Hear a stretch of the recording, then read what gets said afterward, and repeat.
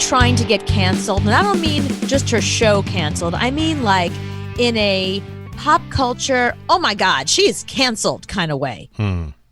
I feel like she is. Okay, so first she defended her friendship with George Bush, despite his anti-gay marriage stance, which would be fine if she didn't ban celebrities from her show who are also anti-gay marriage. So that seems to be a thing with her, but yet she let it slide because he's a president and rich. I don't know. Then she compared the coronavirus lockdown to being in jail, despite filming from her $27 million estate. And now I'm sure you've seen all these staffers have come forward to say the Ellen Show environment is racist and hostile. People are bullied. It's so bad. And there's so much evidence that Warner Media, who owns her show, has launched an official investigation. Oh, no. So we're like, oh, my God, like now we want to know what's going on inside this weird world. So there's this Australian TV producer, and he had to arrange an interview between Ellen and his show's host. So he decided to tell us what that experience was like, how he was not allowed to talk to Ellen. Only the host is allowed to. Here's what he said. The producers called us aside and said, okay, this is how it's going to work here this morning. Ellen's going to arrive at, 10:15, and she'll be sitting in this chair here, and Richard, you'll be sitting in this chair here. Now, Neil, no one's to talk to Ellen. So you don't talk to her, you don't approach her, you don't look at her. She'll come in, she'll sit down, she'll talk to Richard. Then Ellen will leave, and we'll give you the thing. And I sort of said, are you fair income? Oh, I can't look at her. I found the whole thing bizarre.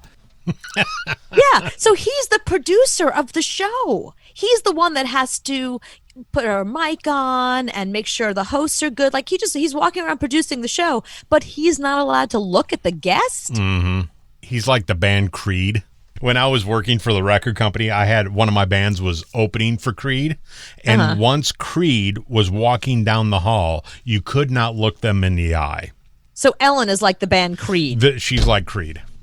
I don't think you want to be compared to Creed. And she is. I mean, now she might be worse. No, I think Creed is worse because there was 4 of them. There's only one Ellen.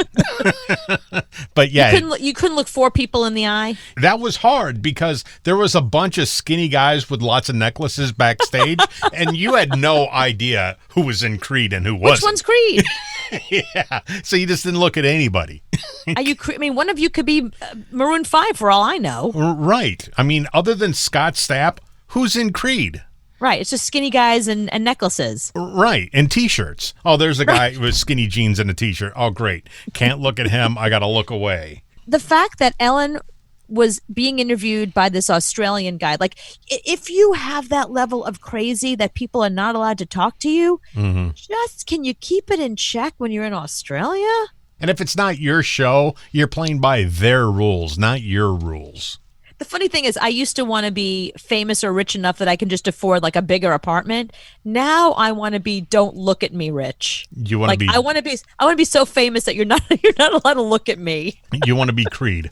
You want to be Creed and Ellen DeGeneres all wrapped into one. Like when I walk down the street and there's a hot guy and he doesn't look at me, I pretend it's because I'm so famous that he's not allowed to.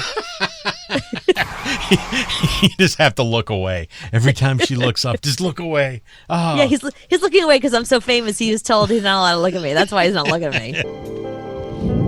Wait, don't look at him. Oh, they're walking. Don't look at them. Turn away.